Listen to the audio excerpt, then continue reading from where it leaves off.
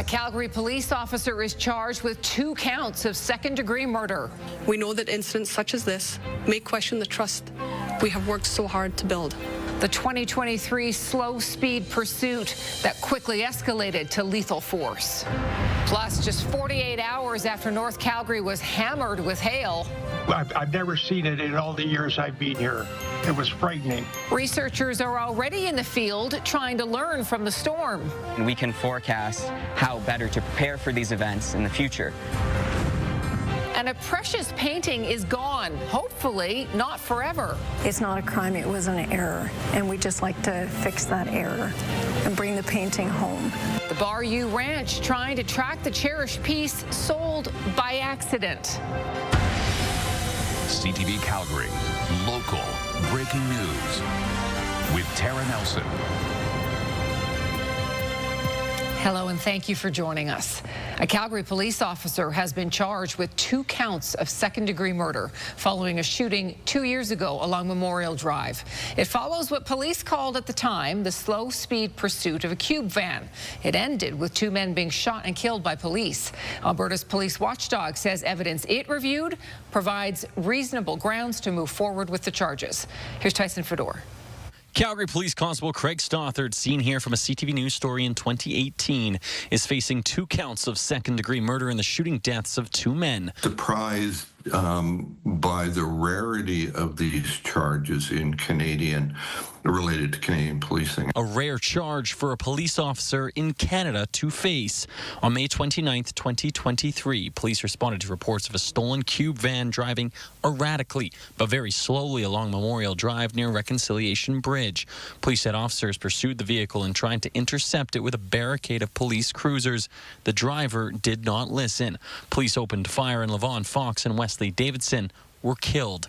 A 3rd man was taken into custody. We recognize the profound impact that this incident has had and will continue to have on all involved. Many lives will and have been impacted forever. Alberta Serious Incident Response Team investigated the case for more than 2 years. It recommended the charges following evidence it gathered. The chief did not name the victims but did refer to Fox's Indigenous heritage. This news today does not change the fact that we are committed to providing equitable and culturally respectful policing services and embracing Indigenous worldviews. The 51-year-old officer involved is a 15-year veteran of the Calgary Police Service. We can't give the officer the benefit of the doubt that just because he's a police officer and has had the training, that his actions were justifiable. The Crown has made a determination that they think they can get a conviction. So it's going to have to play out in a court of law.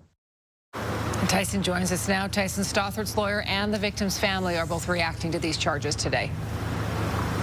Tara, the family of Levon Fox sent out a statement today saying that they are relieved to see that police officers are not above the law. In that statement, they also say they will continue to speak out on the issue of excessive force by police and say they still grieve knowing that this death could have been prevented. Now, the 51-year-old Stothard appeared in the Court of King's Bench today. He is out on bail at this point. His lawyer, Don McLeod, saying to CTV News today that the officer maintains his innocence and vigorous defense will be mounted in this case going forward.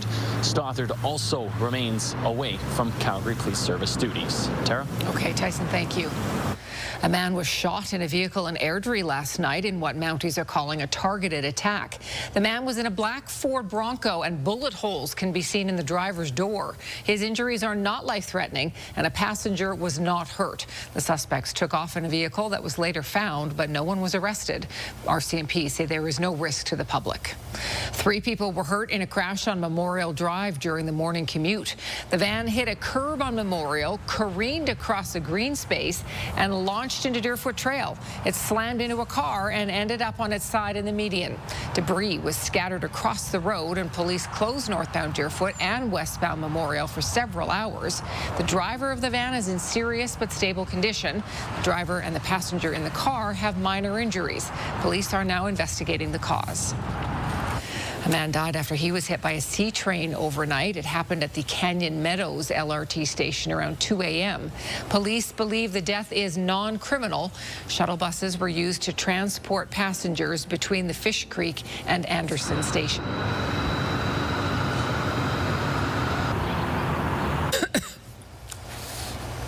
A Southeast industrial packaging company suffered heavy damage after a fire last night. Smoke was seen pouring out of the building around 9:40 p.m. It took about 30 minutes to get it out, but by the time it was extinguished, the interior had heavy smoke damage. Investigators were back at the scene this morning as they looked into a cause. Nobody was injured. A public hearing is set for a controversial inner-city redevelopment in Hillhurst. Nearby residents are worried about what construction could mean for soil contamination in the area. Jordan Canagan is at City Hall tonight with more. And Jordan, more than a dozen people are signed up to speak there.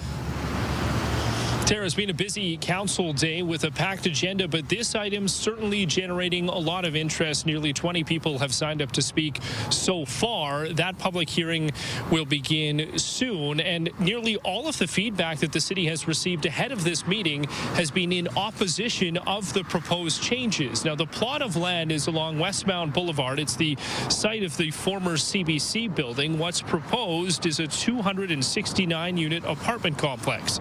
Concerns include increased traffic in the area, parking, building height, and more. But by far the biggest issue is worry that the creosote contaminated soil will be disturbed during construction, and it could be harmful to those who live nearby. Decades ago, a wood treatment plant operated across the Bow River, leaving behind creosote contamination, which seeped over to the other side of the river. A provincial report from a few years ago found contamination at the site is mostly confined to the south portion of the lot and does not pose a risk through inhalation. But those living in the community say a proposal of this size should not move ahead. The most immediate step that can be taken is to revert back to the original proposal for the immediate site, which was townhouse development, which did not involve the degree of disturbance at the site that the current proposal is. Also today was a contentious proposal to redesignate land for a massive project in Marda Loop. That has moved ahead. It could see 2 high-rise and 2 mid-rise towers being built with 441 units being built there. There were 136 letters in opposition to the proposal, 3 in favor of it. In the end, though, City Council voting 13-1 to move ahead with that item. Tara? Okay, Jordan, thank you. You're watching CTV News Calgary. Sunday's hailstorm was nowhere near as destructive as the massive one that hit last year, but that doesn't mean it left Calgary unscathed. Today, a team of researchers from Western University is in Calgary surveying the damage. As Kevin Green reports, the Northern Hail Project wants to help make cities more resilient and protect them against damage in future storms.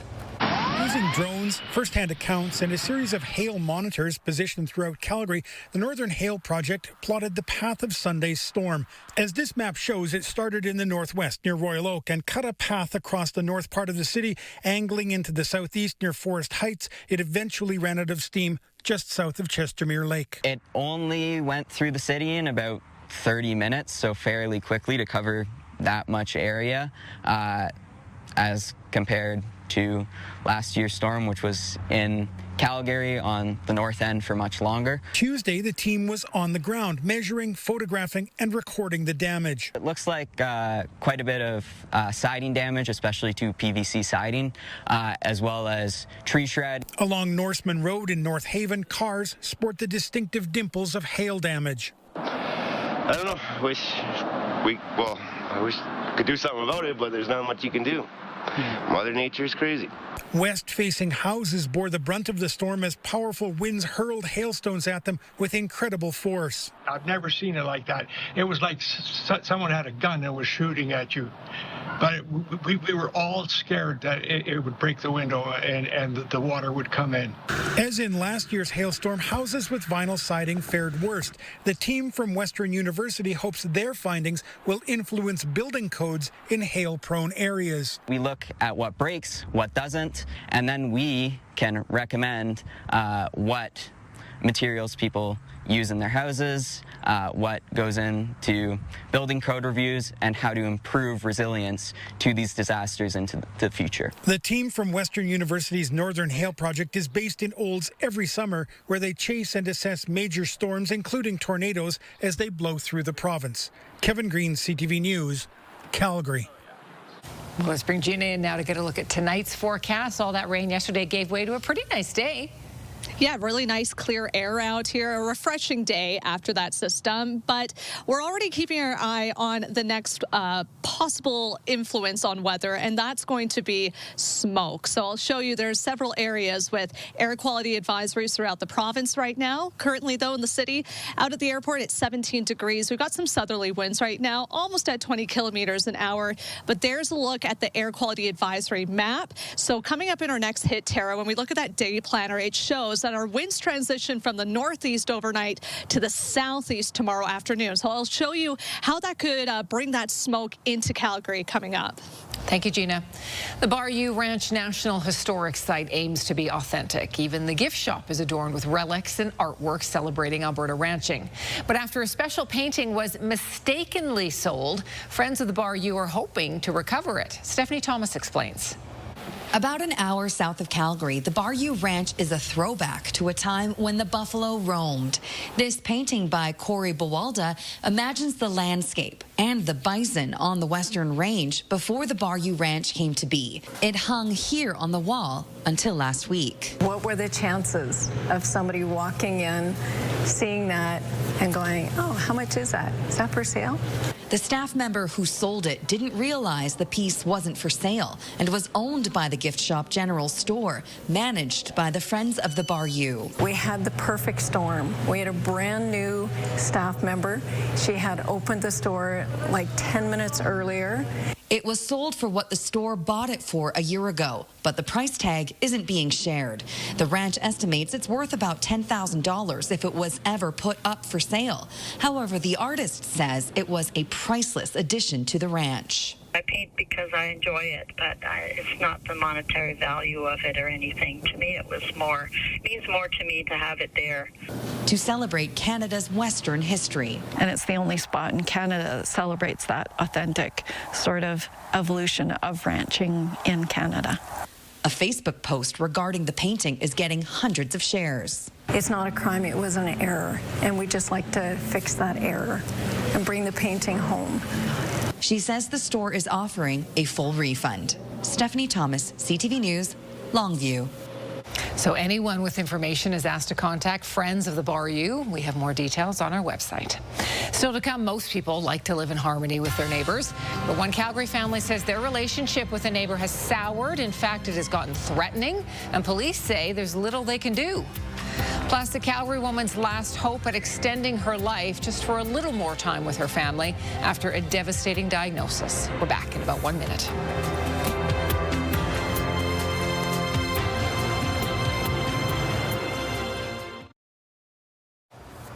A security scare at Vancouver's airport this afternoon. It began with a small plane that was allegedly hijacked on Vancouver Island and then landed on a runway at YVR.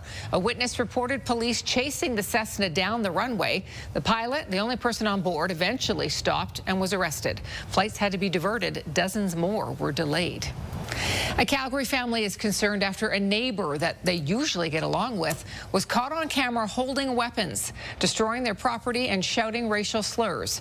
While police say it is a mental health matter, the family thinks police and political leaders need to do more. Alicia Fieldberg reports.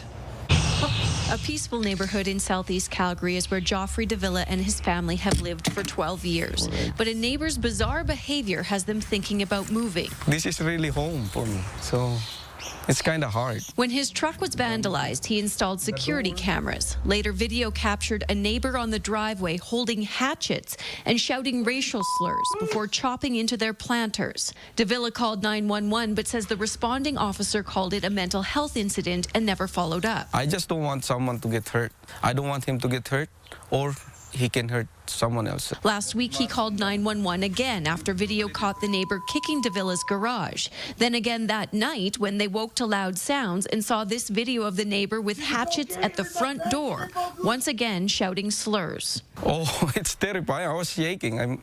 I don't really get scared, but that one scares me. He gave an officer his videos, and days later, after CTV called police, he got a text saying police are still investigating. CPS says it received 4 complaints, but says, while the behavior is concerning to police, there is currently insufficient evidence to support criminal charges. Officers work closely with mental health specialists. Once an individual is then supported and addresses that, these behaviors should be mitigated, but it's tough. I do emphasize with it the situations. But one legal expert says that's not good enough. When you have a neighbor standing in front of your front door with 2 hatchets spewing racial epithets, that's an offense in the Criminal Code of Canada. Police are dealing with fire here. The police have got to up their game here. Davila wants action, and not just for his family. There's a mental issue involved. Of course, they need help, right? But us too, we need help. We need peace of mind. I want my house to be my sanctuary. Alicia Fieldberg, CTV News, Calgary. Mounties in High River are looking for a man who stole a pride flag while making a Nazi gesture. The incident was caught on security video on Sunday night. A man walked up to a home in the southeast part of town, made a Nazi salute, and ripped a flag off the front porch. He then made a rude gesture toward the camera as he left. You can call RCMP or Crime Stoppers if you recognize the man with a slender build who wore a light-colored hoodie and dark pants. Lethbridge police seized more than 3,700 doses of street drugs, including a new variety of light green fentanyl that has been molded into gummy bear shapes. Police seized more than 50 gummy bears, as well as detailed instructions for preparing the mixture. They also recovered cash in the raid. 61-year-old Gregory Johnston and 51-year-old Deborah Bolander face a number of drug trafficking charges. This is CTV News, Calgary. Let's bring Gina back in now. Okay, we know a lot of rain fell Sunday, Monday, but now you know exactly how much fell. Yeah, we're finally getting the numbers. And just a reminder, we were under that rainfall warning with totals forecast to be between 50 to 80 millimeters. So here's a look at those totals for you. The heaviest impacted areas were closer to the foothills in that southwest corner of the province. Beaver Mines is just west of Pincher Creek, recorded 71.3 millimeters. For us in Calgary, we were just shy of 50 millimeters out at the airport. COP got a little bit more than that at the upper level at around 53 millimeters. So it was a good dose of rain, but that system is slowly moving out. It'll clear up overnight. And then we're keeping our eye out for smoke to move in on Wednesday. We're sitting at 17 currently, partly cloudy conditions out there with those calm winds. And there's a look at that system stateside now that was over Calgary yesterday, and now it's moved down and is going to the east. And now, like I mentioned, we are focused on air quality advisories. These have really developed over the day here along the border with Saskatchewan, the States, and now encroaching on the BC border as well. All seems to be closing in on Calgary. So will we see that smoke? Possibly. I have set up a situation here. This is a very overgeneralized look at the wildfire situation in Saskatchewan, but we see the bulk of the smoke is coming from this part of the province in Sask. We have northeasterly winds that are going to transition to southeasterly winds tomorrow. So it's scooping, it's funneling all that smoke down and then up again, potentially into parts of southern Alberta. So it's just a voice of caution right now. Keep it on the radar that we could see our air quality impacted tomorrow. But, you know, it's consistently inconsistent. It is the name of the weather game this week. So mix of sun and cloud throughout Wednesday. Late Wednesday evening, we start to see this rain move in. And then we get a mid-latitude cyclone start to develop over Calgary on Thursday morning. So this could bring a heavy amount of rain in a short amount of time, and then it all dissipates later in the afternoon. So lots going on over the next couple of days here, and that plays out in your Action Furnace 5-day forecast as well. A little bit of stability on Wednesday with a chance of smoke up to 20 degrees. We cool off again because of that potential cyclone moving in on Thursday morning, down to 15 for your high, back up to 21 on Friday, and then a weekend full of instability. Tara. Thank you, Gina. Family and friends of a Calgary woman diagnosed with a rare and aggressive breast cancer are raising money to send her to a treatment center in Germany. This is her last shot at extending her life. Tyler Barrow reports. 61-year-old Donna Ouellette has come to cherish enjoyable moments like these ones with her daughter. It's been a long health battle for Donna, who was diagnosed with triple-negative breast cancer in October of 2016, a form of cancer insensitive to hormones, which also lacks a specific growth protein, making it harder to treat. I had no emotion whatsoever. I guess I was shocked. In January of 2017, she began chemotherapy. Her diagnosis worsened in 2019 of metastatic triple-negative breast cancer as it began spreading to her liver and lungs. She stopped going to chemo back in April. The disease has progressed to stage 4. There's no chemotherapies left for me, so I'm dying. She's facing one of the most aggressive forms of breast cancer, according to this oncologist. Stage 4 is the most spread tumor in how far the severity is only depending on the spreading of the disease. Dr. Stefan Van Gool works at an immunotherapy center in Germany. It is there the Ouellette's family and friends hope to send her. They say it is the last chance at extending her life. Dr. Van Gool says the treatment would aim to strengthen and activate Ouellette's immune system. We can try to vaccinate this patient with her cells against her cancer. While he says there are no guarantees it would work, there's a good chance the treatment would extend Ouellette's life. But it's not cheap, and it's not covered by Canadian health care. Her loved ones have launched a crowdfunding effort to raise $200,000. If we're able to raise the money for my mom, that would mean the world to me and to my family. And for Donna, there's nothing more she would like than more time to spend with her 10-year-old grandchild, Phoenix. I'm not ready to die. I have too much work to do in this world. Tyler Barrow, CTV News, Calgary. If you'd like to help, a link to the GoFundMe can be found on our website. Last year, hundreds of local families suddenly lost their daycare provider. Just ahead, why 2 of the daycare centers are allowed to reopen despite the safety issues raised last year. And extreme weather is leaving Canada's power grid exposed, why most provinces are now vulnerable. 2 Calgary daycare programs shut down by the province last summer over safety concerns are now preparing to reopen after winning an appeal. The owners feel vindicated, but not everyone is celebrating, with some parents frustrated with a lack of answers and a lack of refunds. Terry Fikowski reports. Nearly a year after being forced to close its doors, Little Scholars is preparing to reopen. On August 12, 2024, the government revoked the licenses of 3 of its programs in Northeast and Northwest Calgary due to what was described as an imminent danger, leaving families of some 300 children scrambling for childcare overnight. But the cancellations were rescinded for 2 programs by a citizen appeal panel in June, a move leaving more questions than answers. It's not clear if those non-compliances did not exist in the first place, or if there was some sort of administrative error done that would cause the cancellation to be overturned. At the time, the programs were operating under a probationary status, and inspections revealed non-compliance concerns around the use of physical restraint and lack of supervision. In a statement, the executive director said the appeal results are vindicating, writing, "We feel our businesses were unjustly targeted, our staff unjustly suffered job loss, and many children and their families had their lives disrupted for no valid reason." Some parents share in the frustration. You can tell us, what does restraints mean? What does isolation mean? And none of it. And I just feel the whole thing was handled so poorly, and I'm very, very disappointed with the government. Little Scholars is now accepting applications for the fall, but many don't plan to return. If these owners feel vindicated, then what they need to do is they need to make things right with the parents who they left out in the cold. Danielle Delano is among a dozen parents that tell CTV News they are still owed hundreds of dollars in refunds and say calls and emails to Little Scholars have went unanswered for months. For us, it's really frustrating. We feel like there's been a total lack of transparency. There's been a lack of accountability. Little Scholars Greenview was not part of the appeal hearing and remains closed. Terry Fikowski, CTV News, Calgary. Little Scholars' lawyers say they'll be asking the province to compensate families. Alberta Education and Childcare did not respond to our question about compensation, but said in a statement it is working to reinstate the licenses, which will not have any special conditions attached. Changes are coming to how people use their tickets when boarding the C train. Starting tomorrow, riders must scan their activated mobile tickets at the platform. This aligns with the current requirement to scan your mobile ticket when boarding a bus.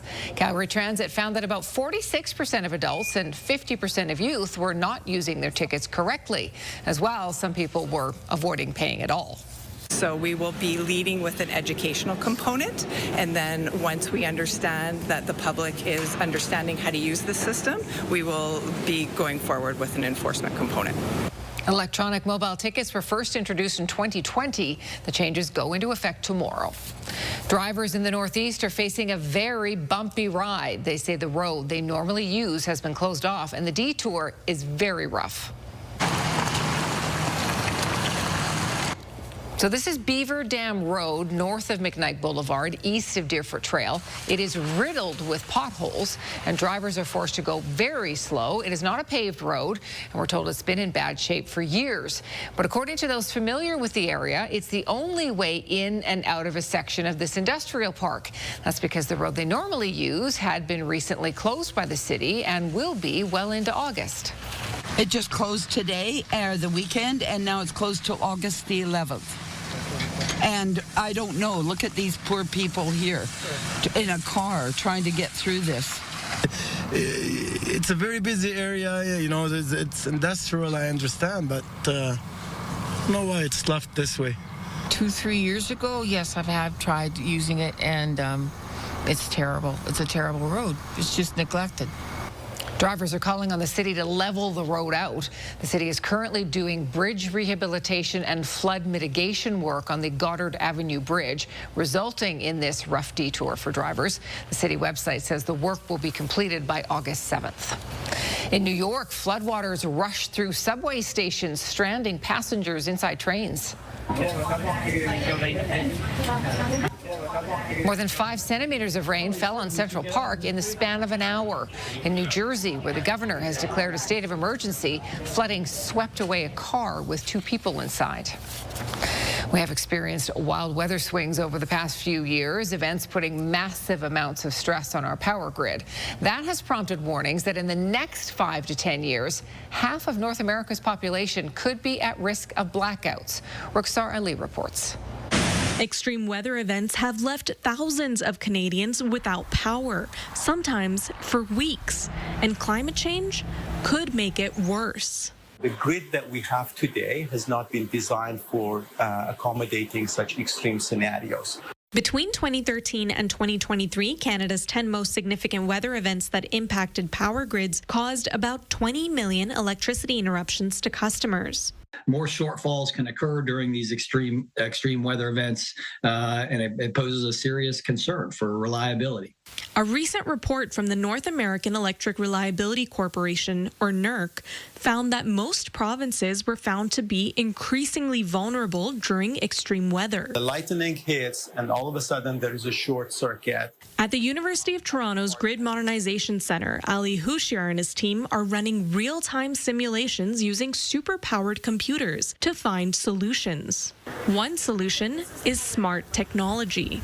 That includes sensors and software to communicate information along the grid, to make supply decisions faster and to minimize disruptions when the grid's under pressure. Climate change isn't the only factor putting pressure on the grid. So is increased demand, with more people using everything from electric vehicles to heat pumps. We're going to need more wind, more solar, more hydro, more nuclear to be able to meet the challenges of the future. The major challenge is meeting Canada's energy needs before demand outpaces progress. But with more frequent extreme weather events and more strain on the grid, that task is becoming more urgent. Ruxar Ali, CTV News, Toronto. If you believe the cartoons, these two should be sworn enemies. But at this house, playing fetch is a win-win situation. Our trending videos are next.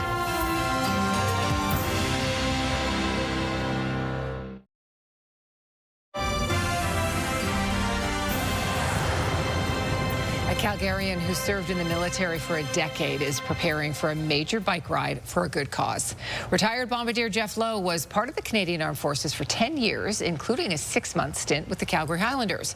He was forced to retire in 2008 due to an injury and has battled PTSD and depression. He and his wife will be cycling more than 650 kilometers across the state of Iowa during a major cycling meet starting this Saturday. They're raising money for the Veterans Association Food Bank, who helped him out during his first medical crisis.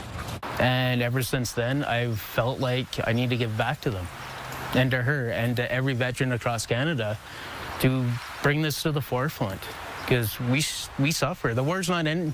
Just because we're out of uniform doesn't mean the war stops for us. Lowe says he spent a year and a half training for this bike ride. If you would like to donate, you can contact the Veterans Association Food Bank at 403-4VETS. Use their team name, Team No Soup for You. Seinfeld fans, obviously. Very good. Well, we kick trending off with a duo who could be enemies, but these two have found a very peaceful coexistence.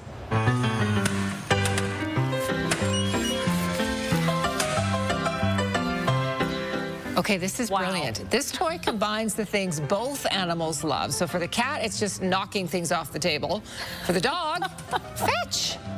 They worked it out. These pals can play together for hours. I can't believe it took us this long to figure this out. This is world brilliant. Peace. I love this. Absolutely. So cute.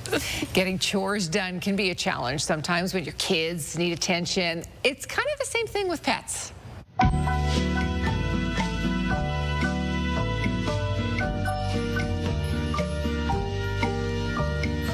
Making the bed is a chore for a human, but it's playtime for these ferrets. These two are called Moon and Nala. They can't resist. I mean, the game is on, right? As soon as the sheets come out, game time. I know all the cat owners out there are probably saying, oh yeah, my cats do this too. At least that's the case in my household. They can't get enough of the sheets for some reason, much to my chagrin. Like I'm in a hurry here. I gotta get the bed made and go to work. Kind of get that fitted sheet on, yeah. Well, if the robot revolution is anything like this soccer game, we probably have nothing to worry about. This is bad. China has launched its first robot soccer league. These AI-controlled robots have their skills of about a 5-year-old child. Their abilities are expected to increase over time, and they will eventually play against adult humans. This is so funny, and I want to say this popped up recently on my feed, Tara, and they even have staff with gurneys to carry the collapsed robots as well. That's hilarious. Oh. It's so slow. It's so bad. I can finally keep up with sports for once. Exactly. Still to come, the PM called an emergency cabinet meeting to discuss the tariff plan today, and Mark Carney lowered expectations that Canada can actually get a trade deal and escape the tax. We have that story just ahead.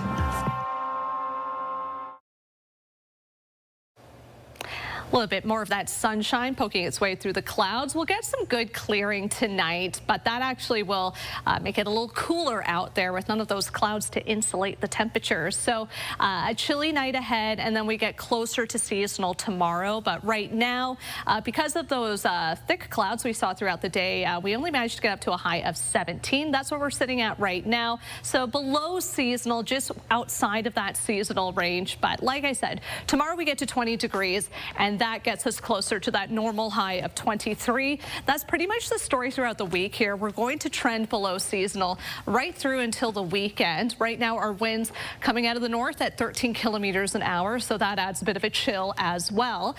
And then we have the smoke advisories that we have to talk about. So just a reminder, air quality advisory is in effect to the east of us along the Saskatchewan border there, and to the south of us along the U.S. border for many communities like Lethbridge, Crow's Nest Pass, Pincher Creek.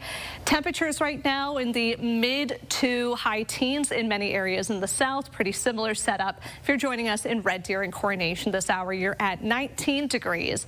Regional forecast here shows that instability working its way back into the forecast forecast by the time we get into late Wednesday night and into Thursday morning. We're expecting a system to move in that'll bring showers as early as 11:30 on Wednesday evening, and then it'll dominate on Thursday morning. A lot of rain on tap. Then we work our way back into a mix of sun and cloud for Friday, but then more instability on tap for Saturday and Sunday. But your 24-hour forecast, brought to you by Action Furnace, fixed right or it's free, shows that clearing, maybe a couple of showers this evening, but clear by overnight, and then up to 20 degrees tomorrow afternoon. Thank you, Gina. A Calgary police officer is charged with 2 counts of second-degree murder following a shooting 2 years ago. Constable Craig Stothard, a 15-year member, was charged following his alleged role in the deaths of 2 men inside a Cube van during a slow-speed pursuit on Memorial Drive. Alberta's Serious Incident Response Team says evidence gathered provided reasonable grounds that murder charges should be laid. Someone opened fire on a Ford Bronco in Airdrie last night. The driver was hurt, but he will survive. Mounties say it was a targeted attack and no arrests have been made. Police are trying to figure out what led to this crash on Memorial Drive at Deerfoot this morning. A van ran off the road and slammed into a car. 3 people were hurt. Mark Carney may be putting Canadians on notice as the PM walked into a virtual emergency meeting with his inner circle to discuss Donald Trump's 35% tariff threat. He had some modified messaging. As Rachel Aiello reports, Carney is casting doubt on Canada securing a tariff-free trade deal. I expect that the discussions will intensify between now and the end of the month. Staring down an August 1st deadline, today the Prime Minister convened a rare summer cabinet meeting to discuss U.S. President Donald Trump's latest 35% tariff threat. With the goalpost moved again, Carney lowered expectations that Canada can get a deal that would result in Trump dropping all tariffs, noting that so far no country has managed to secure a tariff-free trade agreement with the U.S. It certainly comes off as a bit of a wake-up call. It's an admission this lawyer, who used to litigate for Canada against the United States, says sends a clear signal to businesses. If a baseline tariff does look like it's going to stick, then all of a sudden you can't operate in that environment forever, and you have to make real lasting decisions with respect to your customers and your suppliers. Trump today sounded more optimistic about how talks are going. We're negotiating with Canada right now, and we'll see how that all works out. I think it's going to work out very well. This comes as data suggests Canadians are split on their confidence in Carney delivering a deal. New polling shows 63% of Canadians surveyed said they want the Prime Minister to push back and take a harder line in negotiations, while 37% prefer a softer approach. Domestic confidence is going to be important. Carney needs to feel like he has a mandate from the people of Canada. Carney campaigned on a promise to take on Trump with his elbows up. But since winning the election, even as the president has ratcheted up the trade war, Canada has not levied any new retaliatory tariffs on the U.S. Rachel Aiello, CTV News, Ottawa. Inflation is currently a bit like a mosquito in your bedroom when you're trying to sleep. It just won't go away. Here's BNN Bloomberg's Andrew Bell. Hello there. Borrowers and investors who are hoping for lower interest rates in Canada may have to wait a while longer after the annual inflation rate ticked up to 1.9% in June. CIBC economist Ali Jaffrey said, quote, price pressures likely remained a bit too firm for the Bank of Canada's liking, predicting that the central bank will probably keep rates on hold at the end of this month. South of the border, investors sold long-term bonds, typically a move when they're wary of price increases ahead. The yield on the 30-year U.S. government bond touched 5% for the first time since early June. Overall, U.S. inflation was lower than expected last month, but the report showed price increases in tariff-sensitive products, such as toys, furniture, appliances, and apparel. On the markets, the Canadian dollar changed hands at 72.89 U.S. cents, down about 1/10 cent. West Texas Intermediate oil traded at $65.37, down 44 cents U.S. a barrel. Our latest fix on Western Canadian Select oil has it at $55.02, down $1.45. And the TSX slipped from yesterday's record high close. It ended at 27,054.14, down just under 145 points. That's the latest in business. I'm Andrew Bell of BNN Bloomberg. Premier Daniel Smith is chairing the first of 10 town halls on Alberta's future this evening. The Alberta Next panel aims to take the temperature on a number of UCP pet projects and provincial grievances with Ottawa, including an Alberta police force, pension plan, and tax changes. The meeting in Red Deer this evening is the first of 10 in-person town halls. The rest are in August and September. There will also be 2 online town halls in October. Still to come, taking your pooch with you to play a quick round. Your caddy can be your canine. That story is next.